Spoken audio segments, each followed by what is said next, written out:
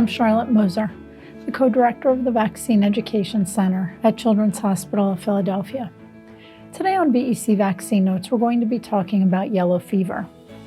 Now, cases of yellow fever have been documented as far back as the mid-1600s, and the vaccine that we use is one of the oldest vaccines as well.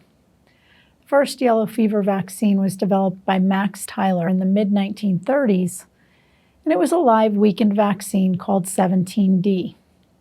Tyler won the Nobel Prize in Physiology and Medicine for this work in 1951, and his efforts in the 30s remain the basis for modern yellow fever vaccines.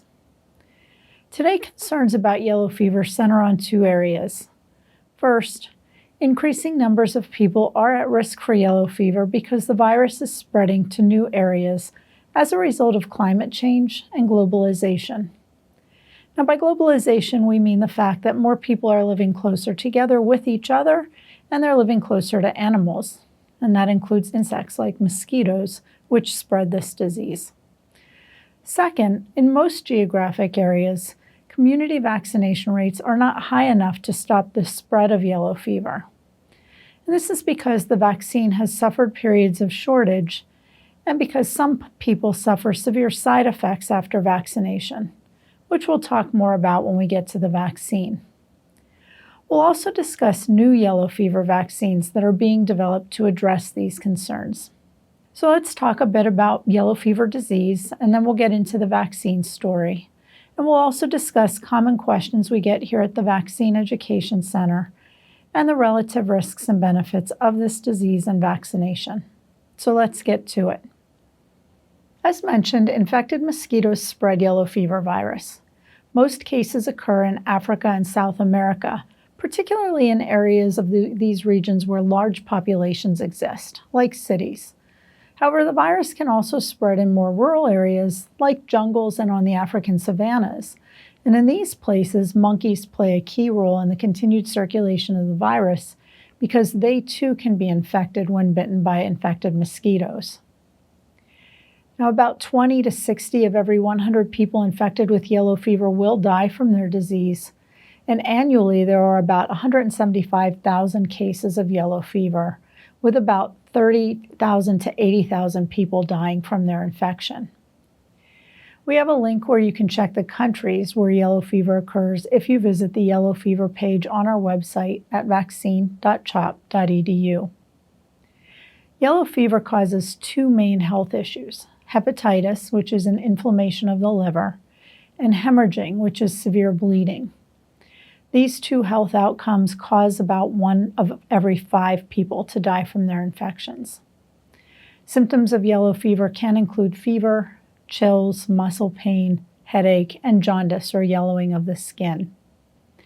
Now, to avoid yellow fever, people should do things that we think about for avoiding any kind of mosquito bites, including staying inside between dusk and dawn, using mosquito netting over beds, wearing long-sleeve shirts and pants, using insect repellents with DEET on exposed skin, and wearing clothing that's been treated with an insecticide like permethrin. So let's turn our attention to the yellow fever vaccine. As mentioned earlier, this vaccine is a live weakened vaccine. The vaccine virus is grown repeatedly in mouse and chick embryo cells so that it doesn't infect human cells as efficiently. This allows for the vaccine to induce protective immunity without causing yellow fever. However, the vaccine can, on occasion, cause a reaction that resembles yellow fever disease. Called viscerotropic disease, this reaction is rare, but it can be fatal. Most often, it occurs in adults who are 65 years of age or older. This reaction occurs in about 1 of every 1 million people who are vaccinated. However, when we compare that risk with the fact that about 200,000 to 600,000 of every 1 million people who are infected with the disease will die, the relative risk still favors vaccination, which is why this vaccine remains in use. Other side effects are mild, and they include headache, muscle aches, and low-grade fevers, and those occur in about 1 of every 20 people who get the vaccine. And as with most other vaccines, there is a small risk for a severe allergic reaction. About 1 in 1 million people will experience hives, difficulty breathing, or a sudden drop in blood pressure. Because of this potential for a severe allergic reaction, people should stay at the location where they got vaccinated for at least 15 minutes afterward.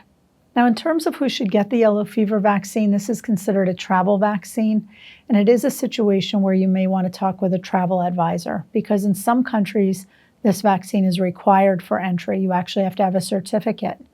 In other countries, it's recommended but not actually required for entrance. The vaccine is given as a single dose to those 9 months of age and older. And because it is a live weakened vaccine, some people should not get it, and that includes pregnant women, anybody with a weakened immune system, such as people with AIDS or those who are receiving chemotherapy or immune suppressive therapy, infants younger than 6 months of age, and anyone who has severe allergies to either eggs, egg products, chicken proteins, or gelatin. Now, as we alluded to earlier, because of the issues with the vaccine supply, as well as this viscerotropic disease that is a severe side effect on occasion, there are new yellow fever vaccines being evaluated. Some use approaches that are different than the live weakened vaccine platform. However, some still use that approach. And a recent phase 2 clinical trial is one example. In this newer vaccine, the virus has undergone some genetic changes that appear to decrease the likelihood for the severe side effects while maintaining the ability to induce protective immunity. Since the vaccine has only been tested in a phase 2 trial, larger phase 3 trials will still be needed before this vaccine would be considered for licensure in the United States. Now, in terms of common questions about yellow fever and the vaccine, we don't really get a lot of questions because of the fact that this is a travel vaccine. However, sometimes we do get one question that relates to infants and the youngest age at which the vaccine can be given. This vaccine is approved for use in babies at least 9 months of age. However, it can be given to those between 6 and 8 months of age if there's a risk of disease due to travel. Infants in this younger age range have a precaution against getting the vaccine, and sometimes the age required for vaccination varies across countries. So families should talk with a travel medicine expert to address their child's risk and need for this vaccine prior to any travel. So let's finish up with a look at the relative risks and benefits of yellow fever and the vaccine. In terms of this disease, we talked about the fact that each year thousands of people get yellow fever, and about 1 of 5 will die from their infection. People with yellow fever can have liver damage and suffer severe bleeding. And U.S. travelers do on occasion get this disease, and there really aren't specific treatments. On the other hand, while the yellow fever vaccine can cause serious and even fatal side effects, this occurs very rarely, in about 1 of 1 million people, compared with the death of 200,000 to 600,000 people out of every million who are infected. Likewise, some countries do not allow entry without certification of receipt of this vaccine. For these reasons, when our team evaluated the relative risks and benefits of vaccination, we determined that most people don't need the yellow fever vaccine. But for those who do, the risks, even though they are on occasion severe, still outweigh the risks of the disease. And we hope that when you've reviewed this information, you'll feel that way too. Thanks for listening today.